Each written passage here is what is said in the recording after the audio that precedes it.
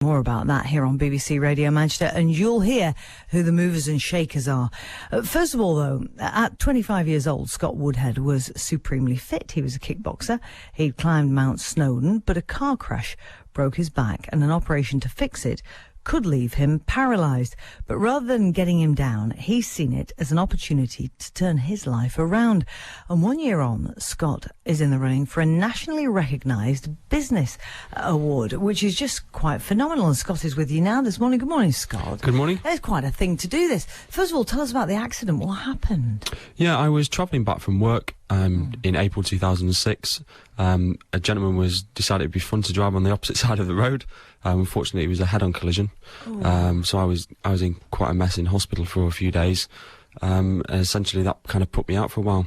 And now it's left you with this back injury. Yeah, I've got basically a broken back at my on the lower side as well, and also my spine has kind of jumped slightly out of its socket, which caused the break. So yeah, the back area isn't very good at the moment. Right. And now beforehand, of course, you were incredibly fit, very active. Yeah. But now this has put a stop to that.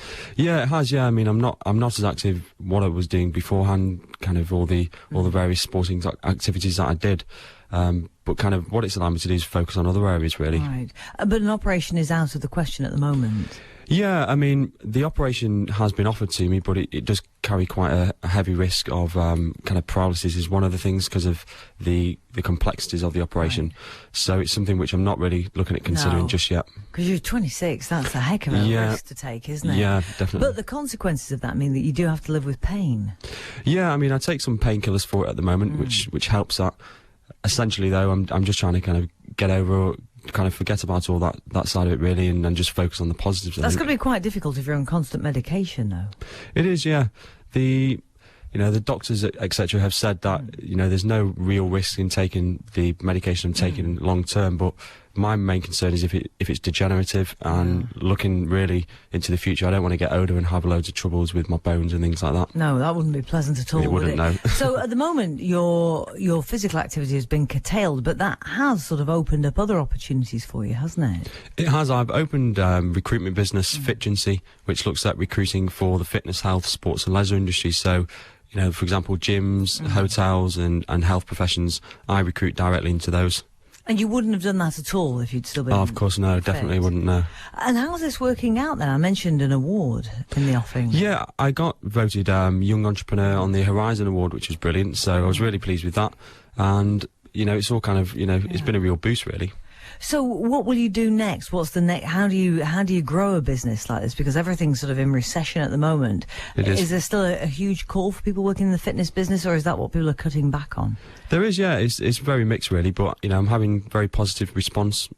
I'm also, as well, using this as an opportunity to grow, because whilst a lot of businesses that are already well established are cutting down on things, it's given me a perfect opportunity to kind of go into it and to shape my business and my business model according to the way the market possibly may be in the next year or so. There's a bit of an irony here, because here you are supplying people to work in the fitness industry, and yet you're not at your fittest yourself, isn't it? Yeah. Isn't it really frustrating for you as a man who used to do kickboxing and climb Snowdon? Yeah, I suppose so, but it allows me still to have that interest in that area of fitness and health. I may not be able to partake in it, but I've still got an active role in other people's fitness and health, which is something that's important to me as well. So where do you supply these people to? Is it to gyms, hotels? Yeah, I direct to gyms, hotels. We basically deal in the fitness, health, sports and leisure industry, so anybody who operates within that industry, we can supply anything from a receptionist to a manager, even to a sports professional.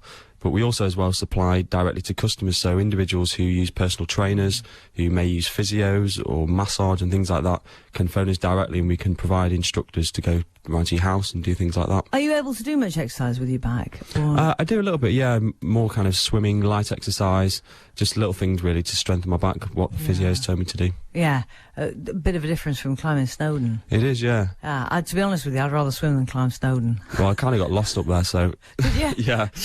So just as well, it's been curtailed. How long were you lost for? It was a good couple of hours. Was it? Yeah.